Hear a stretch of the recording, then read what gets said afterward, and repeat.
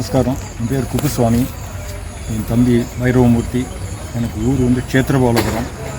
க்ஷேத்திரபாலபுரம் வந்து மாயவரம் கும்பகோணத்தில் மாயவரத்துலேருந்து 8 கிலோமீட்டர் இருக்குது. எங்கள் ஊர் பக்கத்தில் தேரெழுந்தூர் கோமல் 2 இருக்குது. க்ஷேத்திரபாலபுரத்தில் ரொம்ப விசேஷம். காலபைரவர் தனியார் கோயில் இருக்காருக்கு. மகாபீரியாவோட அருங்கற்கத்தோட எங்கள் அப்பா வந்து ரொம்ப அந்த காலத்தில் எடுத்து அந்த கோயில் புனருத்தலாம் பண்ணி ரொம்ப சிதிலடைஞ்சமான கோயிலை வந்து இப்போ வந்து ரொம்ப விசேஷமாக இருக்குது.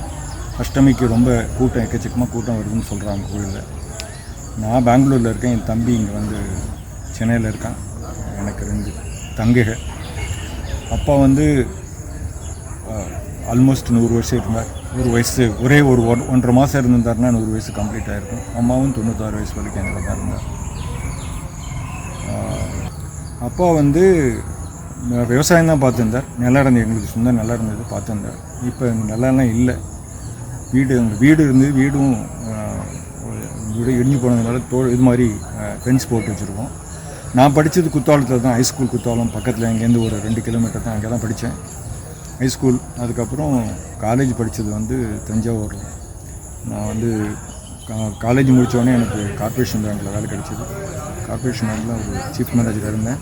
ஹெட் ஆஃபீஸில் தான் ஒர்க் பண்ணியிருக்கேன். ஜெய்சங்கர் வைத்தியநாத். ஸ்கூல் வந்து போர்டே ஸ்கூல் குத்தாலம், கவர்மெண்ட் போர்டே ஸ்கூல் குத்தாலம். அந்த காலத்தில் ரொம்ப அந்த பக்கத்தில் அந்த ஸ்கூலில் வந்து ரொம்ப ரொம்ப ஃபேமஸ். எங்களுக்கு குலதெய்வம் சுவாமி மலை. இப்போ தான் சுவாமி மலையில் அபிஷேகம் பண்ணிவிட்டு இப்போ தான் வந்தோம். பெரியவா தரிசனம். அதுக்கு நேற்றுக்கு முந்தானெல்லாம் திருவண்ணாமலையும் போயிட்டு வந்தேன். திருவண்ணாமலையும் நல்லா அங்கேயும் அபிஷேகம்லாம் நல்லா இருந்தது. இன்றைக்கி பெரியவா தரிசனம். இன்றைக்கி என் பையனுடைய பிறந்தநாள். பொண்டுகள் வந்து ஆற்றுல வந்து ஒரு எந்த விஷயம் இப்போ தான் என் பையனுக்கு சின்ன பையனுடைய கல்யாணத்துக்கு அப்போ பண்ணோம். அதுக்கப்புறம் பண்ணலை. இவனுக்கு ஒரு பொண்ணு இருக்கா. அவனுக்கு கல்யாணம் ஆச்சு. அவளுக்கும் ஆற்றுல பண்ணணும். எங்களுக்கு கல்யாணம் ஆகி 45 வருஷம் ஆகிடுச்சு.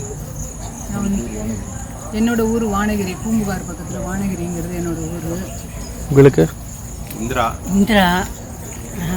தஞ்சாவூரில் எங்கள் அம்மா வாத்துக்கெல்லாம் வந்து பெரியவா வந்து எங்கள் மாமியாரோட பெரிய மாமியார் வந்து அவளுக்கு குழந்தைகள் இல்லை. அவள் வந்து காலமான போது அவளோட பிரசவம் வந்து அப்படியே இருந்ததுங்கிறதுனால அதை எடுத்து வச்சு 1 வருஷம் அப்படியே வச்சுட்டு வந்துட்டு அதுக்கப்புறமா 1 வருஷம் கழித்து வருஷம் அப்படி ஆனதுக்கப்புறம் குண்டுகள் பண்ணினா அதை வந்து பூவாடை குண்டுகளாக பண்ணணும்னு சம்பிரதாயங்கிறதுனால ஒரு பானையில் வந்து அந்த ஃபஸ்ட்டு வருஷம் மட்டும் அந்த கொசவத்தை வச்சு இதெல்லாம் 11 சுமங்கலிகள் குண்டுகள் வச்சு குண்டுகள் பண்ணினா அதுக்கப்புறம் வருஷம் அந்த ஒரு விசேஷங்கள் வரும்போது தான் ரொம்ப வருஷம்னு இல்லை. ஆற்றுல ஒரு கல்யாணம், பூனல், 60 அது மாதிரிலாம் வரும்போது குண்டுகள் பண்ணுறது உண்டு. அப்போ வந்து அந்த பானையில் இருக்கிற குண்டுகள் பண்ணி மறுபடியும் அதில் புதுசாக முதல்ல புடவைகள் வச்சு அந்த புடவையை எடுத்து ஒரு 100 சுமங்கலிக்கு கொடுத்துட்டு இருந்தா. அப்புறம் நாளாக அம்மா அவளை முடியலைங்கிறதுனால ப்ளவுஸ் பீஸை உண்டி வச்சு அப்படி குண்டுகள் பண்ணிட்டு இருந்தா. எப்போ குண்டுகள் பண்ணினாலும் 11 குண்டுகள் வச்சு தான் சம்பிரதாயமாக நன்னா பண்ணுற வழக்கம் உண்டு எங்கள். இந்த பானையில் வைக்கிற புடவை என்ன பண்ணுவேன்? அடுத்த வருஷம் எடுத்து ஒரு சுமங்கலிக்கு எடுத்து வச்சுட்டு குண்டுகள் முடிஞ்சதுக்கப்புறமா புது புடவை அதில் வச்சுட்டு அந்த பானையில் இருக்கிற புடவையை எடுத்து ஒரு சுமங்கலிக்கு கொடுக்கறது வழக்கமாக இருந்தது. அந்த பானை எங்கே வைப்பேன்? சாமி ரூமில் வச்சு தான் பண்ணிட்டு இருந்தோம். இப்போ எங்கள் மாமியார் காலமாகி இப்போ ஒரு 5-6 வருஷம் ஆச்சு. அதுக்கப்புறம் குண்டுகள் பண்ணலை. கொஞ்ச நாள் ஆச்சு எங்கள் அதில் பண்ணி குண்டுகள் பண்ணிடுவோம். பூவெல்லாம் வைக்கிறதெல்லாம் அப்படியே வாடாமல் இருக்கும். பெரிய வாடும், ஆனால் அழுகி போகாது. அப்படியே புதுசாகவே இருக்கும். எலுமிச்சம்பழமும் உள்ளுக்குள்ளே இருக்கிறதெல்லாம் ஒரே ஒரு மாமியார் சொல்லுவாள். அதுக்குள்ளே வைக்கிறதுல ஒரு பத்தல் இருக்கும். அவள் வந்து எங்களுக்கு என்னென்னா அவள் வந்து அதை எடுத்து ஆசீர்வாதம் பண்ணுறானோ கட்டிக்கிறானோ அப்படி ஒரு நம்பிக்கை உண்டு. குலதெய்வம், உங்கள் குலதெய்வம் பற்றி சொல்லுங்க. எங்களுக்கு குலதெய்வம் சுவாமிநாத சுவாமி.